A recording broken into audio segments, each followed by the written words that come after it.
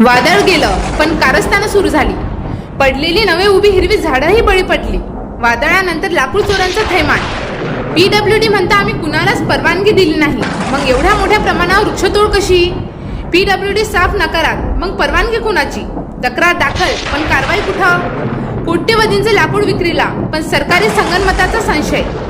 गेल्या आठवड्यात दर्यापूर तालुक्यातील वादळी वाऱ्यासह पावसाने हजेरी लावली होती. त्यात अनेक झाडं वाकली, काही पडली आणि काही उभ्या झाडांच्या फांद्या तुटल्या.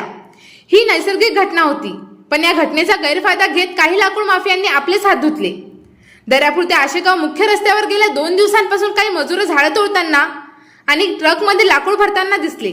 विशेष म्हणजे केवळ वादळामुळे पडलेली झाडं नव्हे, तर हिरवी ताजी अजून उभी असलेली झाडंही निर्दयपणे तोडली जात आहेत.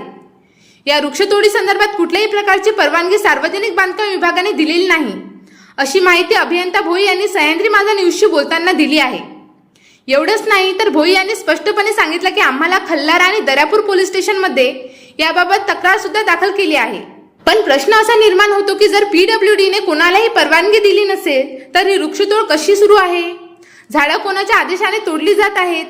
झाडं तोडणारे मजूर, ट्रक आणि त्यामागे उभे असलेले ठेकेदार यांना कोण संरक्षण देत आहे? आणि हे सगळं प्रशासनाच्या नजरेतून कसं सुटतंय?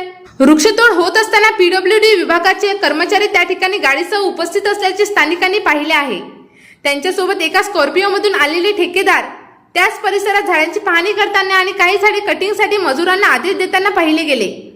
या सगळ्या घटनांची माहिती असूनही प्रशासन मूग गिळून गप्प का आहे, हा खरा प्रश्न आहे. भोईसाहेब सांगतात की आमच्याकडे परवानगी मागितलेलीच नाही. आम्ही तक्रार दिली आहे, पण ही तक्रार नोंदवायच्या आधी शेकडो झाडं कुऱ्हाडी खाली गेली. या दरम्यान PWD किंवा पोलीस यंत्रणा कुठे होती? झाडं कोसळलेली आहेत हे खरे, पण त्यासोबत मोठ्या प्रमाणावर अजून उभी असलेली झाडं देखील कापली गेली आहे. याचे कोणतेही अधिकृत पत्र, मंजुरी, कागदपत्र किंवा मोजणी काहीच उपलब्ध नाही. या वृक्षांचे लाकूड दर्यापूर, अचलपूर आणि परतवाडा येथे विकले गेले असल्याची माहिती स्थानिकांनी दिली आहे.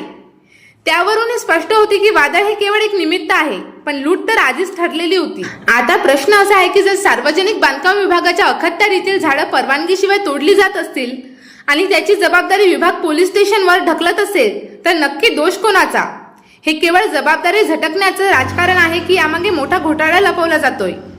वृक्षतोडीचा प्रकार हे केवळ पर्यावरणाचे नुकसान नाही तर कायद्याची खुलेआम पायमल्ली आहे. सह्याद्री माझा न्यूजने या वृक्षतोड प्रकरणावर सातत्याने आवाज उठवला असून प्रशासनाने तात्काळ चौकशी करून जबाबदार व्यक्तींवर कठोर कारवाई करावी अशी मागणी स्थानिक जनतेतून जोर धरत आहे.